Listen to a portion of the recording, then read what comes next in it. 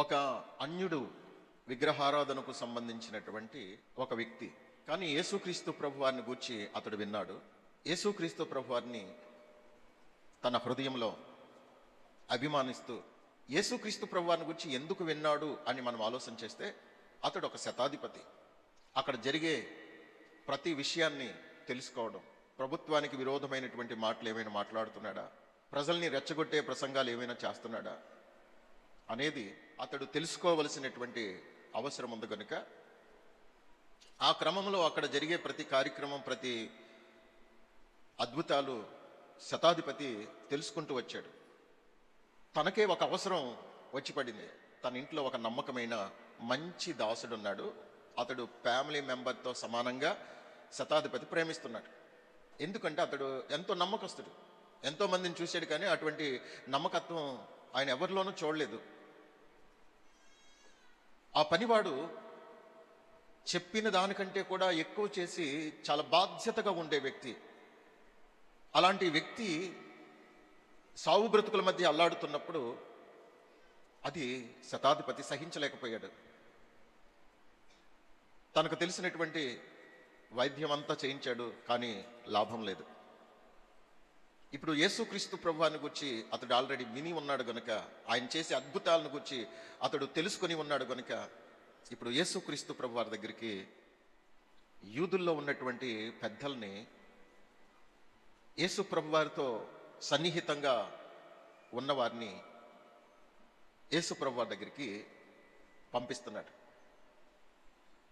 నా దాసుడు బాగుపడాలి, ఏదేమైనా ఆయన ఆ అద్భుతం చేయగలడని నేను నమ్ముతున్నాను అని వారితో చెప్పి పంపినప్పుడు, వారు వచ్చి యేసు ప్రభువారితో ఈ మాటలు చెప్తున్నారు. వారు యేసు నద్దకు వచ్చి, నీ వలన ఈ మేలు పొందుటకు అతడు యోగ్యుడు. అతడు మన జనులను ప్రేమించి మనకు సమాజ మందిరము తానే కట్టించెనని ఆయనతో చెప్పి మిక్కిలి బతిమాలుకొనిరి. కావున యేసు వారితో కూడా వెళ్ళెను. తన మతము కానీ, తన కులం కానీ, తన ప్రాంతము కాని వ్యక్తులకి దేవుణ్ణి ఆరాధించడానికి, లేదా వారు ఒక కమిటీగా కూడుకోవడానికి, అన్నిటికీ ఉపయోగపడేటువంటి ఒక సమాజ మందిరాన్ని అతడు తన సొంత డబ్బులతో కట్టించాడట. ఆలోచింపదగినటువంటి విషయం. తన కులంతో, మతంతో, ప్రాంతంతో సంబంధం లేకుండా 10 మందికి ఉపయోగపడేటువంటి ఒక మంచి కార్యం చేస్తున్నాను అని స్వార్థం లేకుండా ఒక నిస్వార్థమైనటువంటి కార్యం అక్కడ చేశాడు. అది అతనికి ఏమాత్రం ఉపయోగపడదు, తనకు సంబంధం లేని విషయం అది. ఆ ఖర్చంతా తానే భరించి, నేను ఒక మంచి పని చేశాను, అది నా తర్వాత నా పిల్లలకి పుణ్యం ఉంటుందిలే, ఓ మంచి పని నేను చేశాను, 10 మందికి ఉపయోగపడి పని చేశాను కదా అని అక్కడితో అతడు మర్చిపోయాడు. కానీ ఇప్పుడు అతను తన సొంత కుటుంబస్తులు కాదు, తన దగ్గర పనిచేసేటువంటి ఒక దాసునికి సమస్య వచ్చింది. ఆ సమస్య నిమిత్తం యేసుక్రీస్తు ప్రభు వారి దగ్గరికి తాను ఒక రిక్వెస్ట్ పంపించాడు. వారు చెప్పే విధానం యేసు ప్రభు వారు విన్న తర్వాత, అనగా ఆయనకి తెలియకేం కదా, ఆయనకి అన్ని తెలుసు, కానీ యేసు వారితో కూడా వెళ్ళెను అనే మాట మనం ఇక్కడ చూస్తాం. మనం చేసిన క్రియలకు ప్రతిఫలం వెంటనే మనం చూడకపోవచ్చు, కానీ కొన్ని దినాల తర్వాతో, వారాల తర్వాతో, నెలల తర్వాతో, సంవత్సరాల తర్వాతో ఖచ్చితంగా మనం చేసిన దానికి దేవుడు ప్రతిఫలం ఇస్తారు. ఇక్కడ తనకు సంబంధం లేని విషయాన్ని అతడు బాధ్యతగా నిర్వర్తించటాన్ని దేవుడు మర్చిపోలేదు, మనుషులు మర్చిపోలేదు. ఒకవేళ మనుషులు మర్చిపోయినా దేవుడు మర్చిపోడు. యేసుక్రీస్తు ప్రభువారు కొంత దూరం వెళ్ళారో లేరో, మరలా శతాధిపతి ఒక సమాచారం పంపిస్తున్నాడు. లేదు, ఆయన నా దగ్గరికి రావటానికి కానీ, నేను ఆయన దగ్గరికి వెళ్ళటానికి కానీ నాకు యోగ్యత లేదు, ఆయన్ని ముఖాముఖిగా ఎదుర్కొనే అర్హత కూడా నాకు లేదు. కేవలం ఒక మాట మాత్రం సెలవిస్తే నా దాసుడు బాగుపడతాడని నాకు విశ్వాసం ఉంది. ఆయన ఉన్న చోటు నుండే నీ దాసుడు బాగుపడిన కాక ఒక మాట చెప్పమనండి చాలు, ఖచ్చితంగా నా దాసుడు బాగుపడతాడు, ఆ పవరు ఆయన మాటలో ఉంది అని శతాధిపతి అనడం, ఇశ్రాయేలులోనైనా ఇంత గొప్ప విశ్వాసం నేను చూడలేదని ప్రభు ప్రశంసించటం, ఇది మనందరికీ తెలిసిన సుపరిచితమైన సందర్భం ఇది. కానీ ఈ సందర్భాన్ని ఆధారం చేసుకొని తనకు సంబంధం లేని విషయాల్లో తలదూర్చి, తనకు సంబంధం లేని విషయాల్లో నాకెందుకులే అని అనుకోకుండా ఎంతో బాధ్యతగా తనకి కులభేదం కానీ, మతభేదం కానీ, వర్గభేదం కానీ, ప్రాంతీయ భేదం కానీ నాకు లేదని చాటుకున్న ఒక అన్యుని చూసి మనం గొప్ప పాఠాన్ని ఈరోజు నేర్చుకోబోతున్నాం. అతనికి ఏ భేదం లేదు, ఏ స్వార్థము లేదు, నిస్వార్థమైనటువంటి ఒక మంచి మనస్సాక్షితో ఒక శతాధిపతి, ఒక ఆఫీసర్, తన బ్రతికేదో తను బ్రతుకుతూ, తన ఉద్యోగం ఏదో తను చేసుకుంటూ ఏదో కాలం గడిపేయవలసినటువంటి వ్యక్తి ఒక మంచి కార్యం చేయటానికి తనకెందుకు అలాంటి ఆలోచన వచ్చింది అని అంటే, నిస్వార్థ పరులకు మంచి మంచి ఆలోచనలు వస్తాయి. అది ఏ కులమైనా, ఏ మతమైనా, ఏ ప్రాంతమైనా. కానీ స్వార్థపరులు ఏ కులంలో ఉన్నా, ఏ మతంలో ఉన్నా, ఏ ప్రాంతంలో ఉన్నా వాళ్ళ వల్ల ఎవరికి ఉపయోగం ఉండదు. కానీ ఉపయోగం లేని మన జీవితం వ్యర్థమైంది, అది కూడా పాపమే అనే విషయాలు మనం ఈరోజు తెలుసుకోబోతున్నాం. ఎస్తేరు గ్రంథం 4వ అధ్యాయం 14వ వచనం. మొర్దెకై ఎస్తేరుతో ఇట్లు ప్రత్యుత్తరం ఇచ్చి, రాజనగరులో ఉన్నంత మాత్రము చేత యూదులందరికంటే నీవు తప్పించుకొందువని నీ మనసులో తలంచుకొనవద్దు. నీవు ఈ సమయమందు ఏమీయూ మాటలాడక మౌనముగానున్న ఎడల యూదులకు సహాయమును విడుదలయు మరి ఒక దిక్కు నుండి వచ్చును గాని నీవును నీ తండ్రి ఇంటి వారును నశించుదురు. నీవు ఈ సమయమును బట్టియే రాజ్యమునకు వచ్చితివేమో ఆలోచించుకొనమని చెప్పుమనెను. దేవునికి స్తోత్రం, హల్లెలూయా. ఎస్తేరు ఒక సామాన్యమైనటువంటి కుటుంబంలో తల్లిదండ్రులు లేనిదై రాణి అంత ఉన్నత హోదాను పొందుకోవడానికి కారకుడైనటువంటి మొర్దెకై తనను భయభక్తుల్లోనూ, నీతి యథార్థతలతోనూ, మంచి సుగుణాలతోనూ చక్కగా తన అనుదిన జీవితంలో మనుషులలోనూ, దేవుని దృష్టిలోనూ, సమాజమంతటిలో తాను ఒక మంచి సుగుణాలు కలిగినటువంటి, ఒక అద్భుతమైనటువంటి వ్యక్తిత్వం కలిగినటువంటి ఆ స్థితిలో ఉండడానికి క్రమశిక్షణ నేర్పించినటువంటి వ్యక్తి మొర్దెకై. అయితే ఇప్పుడు యూదులందరికీ కూడా ఒక మరణ శాసనం అనేది, ప్రపంచంలో యూదులనే వారు ఎక్కడున్న వారందరినీ ఒకే దినమున మొత్తం అందరినీ కూడా హతము చేసే ఒక చట్టాన్ని పాస్ చేసి దానికి రాజు యొక్క ముద్ర వేసి యూదులందరినీ కూడా భూమి మీద లేకుండా చేయాలనేటువంటి ఒక శపథం పూనినటువంటి హామాను యొక్క కుట్రను ఎస్తేరుకు తెలియచేస్తే, ఎస్తేరు నేనేం చేయగలను అని చాలా లైట్గా తీసుకుంది. ఈ విషయం రాజుతో మాట్లాడమ్మా అని కబురు పంపిస్తే మనకి చాలా నష్టం జరుగుతుంది, రాజుగారితో మాట్లాడు అని అంటే, రాజు సెలవు లేకుండా ఒకవేళ నేను రాజు సముఖానికి వెళ్తే రాజు కోపగించి నన్ను చంపేస్తాడేమో అని చెప్పి ఆమె తిరిగి సమాధానం పంపిస్తుంది. అప్పుడు ఆ సందర్భంలో మాట్లాడుతున్న మాటలు ఏంటేంటి, నేను చనిపోతానేమో అని భయపడుతున్నావా? ఒకవేళ నాకు ఏదైనా నష్టం జరిగిపోతుందేమో అని ఆలోచిస్తున్నావా? అసలు నీ ప్రయత్నం నువ్వు చేయాలిగా, నీకు అలాంటి అవకాశం ఏమీ రాదా అసలు? అంటే నువ్వు తప్పించుకునే విధంగా మాట్లాడుతున్నావు, కానీ నీలో ఒక భారము, ఒక బాధ్యత నాకు ఎక్కడ కనిపించట్లా. ఒకవేళ నీవు ఉన్నతమైన స్థానంలో ఉన్నావు కాబట్టి నాకు ఏ కీడు రాదు అని అనుకుంటున్నావేమో. సమయం వస్తే నీవు నీ ఇంటి వారందరూ కూడా నశిస్తారు. ఎందుకంటే నీవు ఎవరివో ఏంటనేది ఆరా తీస్తే గనక నీవు కూడా ఒక యూదురాలువే. యూదుల జాబితాలో నీవు కూడా ఉన్నావు. నువ్వు తప్పించుకుంటానని అనుకుంటున్నావేమో, నీవు కూడా తప్పించుకోలేవు. అయితే ఒకవేళ ఈ సమయంలో నాకెందుకులే అని నువ్వు పట్టించుకోకుండా, బాధ్యత లేకుండా నీవు ఈ విషయాన్ని నాకు సంబంధం లేదన్నట్టుగా వదిలేస్తే, దేవుడు తన ప్రజలకు సహాయాన్ని కానీ విడుదలను కానీ వేరొక దిక్కు నుండి తప్పకుండా తన ప్రజల్ని ఆయన రక్షించే ఏర్పాటు ఏదో చేస్తాడు. కానీ నీవు మాత్రం నాశనం అవుతావు, అది మాత్రం గుర్తుపెట్టుకో. చూడండి, ఈ మాటలు మాట్లాడుతూ ఇలాంటి పరిస్థితి వస్తుందని ముందుగానే దేవుడు ఎరిగి, ఇందును బట్టే ఒకవేళ నిన్ను రాజ్యంలో ఒక రాణిగా నియమించారేమో ఒకసారి ఆలోచించు.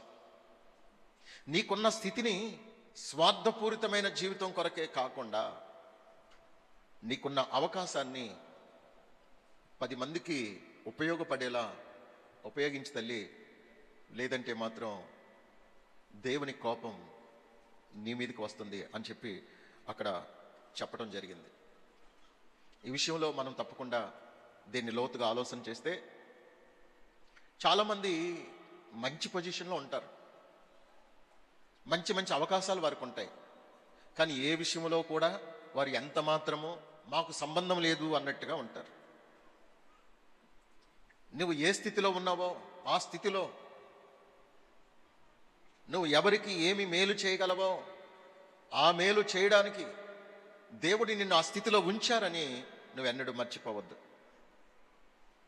ఎవరికైనా ఒక మంచి మాటలు చెప్పే స్థానంలో దేవుడు నిన్ను ఉంచారా, నువ్వు 10 మందికి మంచి మాటలు చెప్పటానికి ప్రయత్నం చేయి. నిజ దేవుని గురించి నీకు చెప్పే అవకాశాన్ని, వెసులుబాటుని దేవుడు కల్పిస్తే ఖచ్చితంగా నీవు వారికి చెప్పటం వలన వారు రక్షించబడతారు. ఒకవేళ ఆర్థికంగా ఎవరికి లేనంత ఆర్థికమైనటువంటి ఓ మంచి ఉన్నతమైన స్థాయిలో నీవు ఉన్నావేమో, 1 రూపాయి అప్పు లేకుండా మంచి నిల్వలో నీవు ఉన్నావేమో, కానీ నీవు చేయగలిగే ఒక మంచి పని నువ్వు చేయవలసి వచ్చినప్పుడు దాన్ని చేయకుండా నాకెందుకులే అని అనుకుంటే గనక దానిని దేవుడు ఎట్టి పరిస్థితిలో చిన్న విషయంగా ఎంత మాత్రం మర్చిపోయే దేవుడు కాదు. నువ్వు ఏ స్థితిలో ఉన్నా, ఇతరులకి ఒక మాట సహాయం చేసే విషయంలోనైనా, నువ్వు మాట సహాయం చేసే అవకాశం ఉంది నీకు. నువ్వేం చేయలేక్కర్లేదు. చిన్న మాట, ఆ మాట అవతల వ్యక్తికి ఎంతో సహాయపడుతుంది. కానీ ఆ మాట చెప్తే నాకు ఎక్కడ రిస్క్ వస్తుందో నాకెందుకులే అన్నట్టుగా ఒకవేళ ఆ విషయంలో నీవు తప్పించుకునే వ్యక్తిగా ఉన్నవేమో. ఎస్తేరు కూడా అనుకుంటుంది, ఇంత రిస్క్ తీసుకోవడం అంత అవసరమా, ఎందుకులే, నాకేమైనా ఇబ్బంది వస్తుందేమో అన్నట్టుగా ఆలోచిస్తుంది. ప్రియులరా, 10 మంది కొరకు ఆలోచించే ఏ వ్యక్తి అయినా, 10 మందికి ఉపయోగపడే ఏ విషయమైనా, మనకి ఏ రకమైనటువంటి ఇబ్బంది కలిగినా 10 మందికి ఉపయోగపడే ఒక మంచి కార్యం నేను చేయగలుగుతున్నాను, నేను చేసేది మంచి పని, ఈ మంచి పని కొరకు ఒకవేళ నేను ఇబ్బంది పడినా పర్లేదు అనుకునేటువంటి మనసు ఎవరైతే కలిగి ఉంటారో వారికి దేవుడు తప్పకుండా మేలు చేస్తారు. మనం ఏ విషయంలోనైనా, అది మాట సహాయమైనా, లేదా మనం ఏదైనా చేయవలసిన సహాయం ఏదైనా, ధన సహాయమైనా, ప్రార్థనా సహాయమైనా, లేదా ఎవరికైనా సువార్త చెప్పే సహాయమైనా, అది ఏదైనప్పటికీ తప్పించుకునే ప్రయత్నం ఎప్పుడూ చేయొద్దు. అలా చేయటం వల్ల జరిగే నష్టం చాలా ఎక్కువ ఉంటుంది. ప్రసంగి గ్రంథం 9వ అధ్యాయము 10వ వచనం బాగా అర్థం చేసుకోండి, చెవులు పెద్దవి చేసుకొని వినండి. ఇది చాలా మర్మంతో కూడినటువంటి వచనం. చేయుటకు నీ చేతికి వచ్చిన ఏ పని అయినను నీ శక్తి లోపము లేకుండా చేయుము. నీవు పోవు పాతాళమునందు పని అయినను ఉపాయమైనను తెలివి అయినను జ్ఞానమైనను లేదు. అంటే దీని అర్థం ఏంటో తెలుసా? నీవు చేయటానికి అవకాశం ఉన్నటువంటి అది ఏ పనైనా, ఏ సహాయమైనా నువ్వు చేయవలసి ఉన్నప్పుడు, నువ్వు చేయడానికి అవకాశం ఉన్నప్పుడు నువ్వు చేయకుండా ఉంటే ఖచ్చితంగా నువ్వు ఎక్కడికి వెళ్తావంట? పాతాళానికి వెళ్తావు, నరకానికి వెళ్తావు. అది దాని అర్థం. ఒకవేళ అక్కడికి వెళ్ళిన తర్వాత మారు మనసు వచ్చేసి అక్కడ ఏ పని అన్నా చేద్దాంలే ప్రభా, తప్పైపోయింది, ఇక్కడ ఏమన్నా చేయమంటే ఇక్కడ చేసేస్తాను ప్రభా అని అక్కడ ఒకవేళ చేద్దాం అనుకుంటే అక్కడ నువ్వు చేయడానికి ఏముండదు. ఏదైనా ఒక పని ఉందంటే ఏడవటం. అక్కడ ఈ ఏడవటం తప్ప నీకు వేరే పని ఏముండదు. బాధపడటం తప్ప అక్కడ వేరే పని ఏముండదు. ఇక ఒకటే పని, ఏడవడం. మనం ఏదైనా ఒక మంచి పని చేయాలంటే మన పరిధిలో దేవుడు మనకు ఆయా సందర్భాల్లో అవకాశం ఇస్తారు. నువ్వు చేయడానికి ఎన్నో అవకాశాలు దేవుడు నీకు ఇస్తారు. నువ్వు బ్రతికినంత కాలంలో ఎన్నో అవకాశాలు నీకు అందుబాటులోనే ఉంటాయి. కానీ నీవేమనుకుంటావంటే మనకంత అవసరం అంటావా, ఎందుకులే అని నువ్వు తప్పించుకుని పోతూ ఉంటావు. ఇప్పటికీ ఇంతకాలం నుండి, ఇన్ని సంవత్సరాల నుండి ఎన్నో విషయాల్లో నువ్వు అలా తప్పించుకుంటూనే వచ్చావు.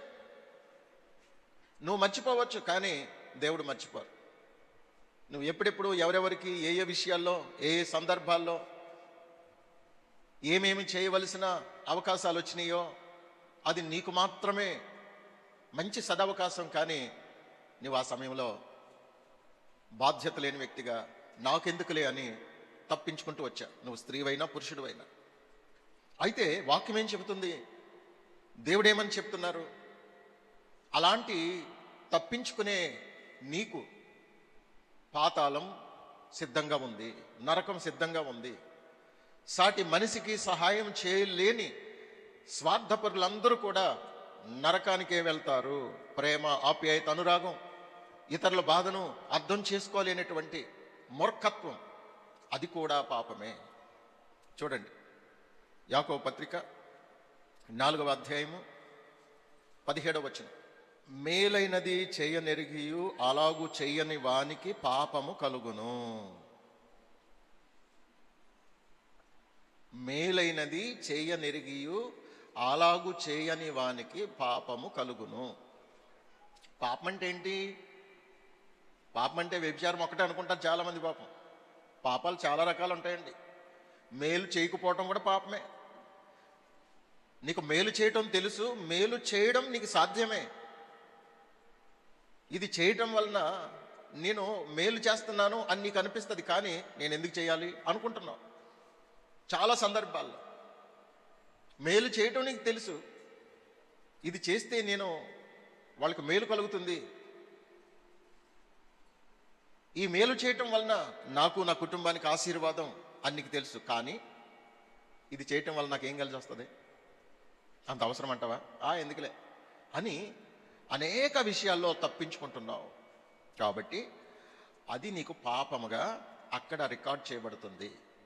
నువ్వు ఎన్నిటిని తప్పించుకుంటూ వచ్చావో, ఎన్నిటిని నిర్లక్ష్యం చేస్తూ వచ్చావో, ఆ ప్రతిదీ కూడా నీకు పాపముగానే పరిగణించబడుతుంది.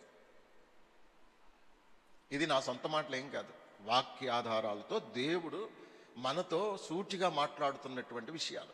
కానీ ఇలాంటివి చాలామందికి వినబడవండోయ్. ఇలాంటివి వినబడవు, ఇలాంటివి రుచించవు, ఇలాంటివి చెబితే పాస్టర్ మంచోడు కాదు. అలాగని ఒకవేళ నన్ను ప్రశ్నించారనుకోండి, నేను ఏమేం చేస్తున్నానో ప్రతిదీ దేవుని యొక్క రికార్డులో ఉంది. ఖచ్చితంగా నేను చేయకుండా ఏది చెప్పను, నేను చేయకుండా ఏది చెప్పను. నాకు అలవాటు లేదు. అలా చెప్తే నేను చాలా అబద్ధికుడిని అవుతాను.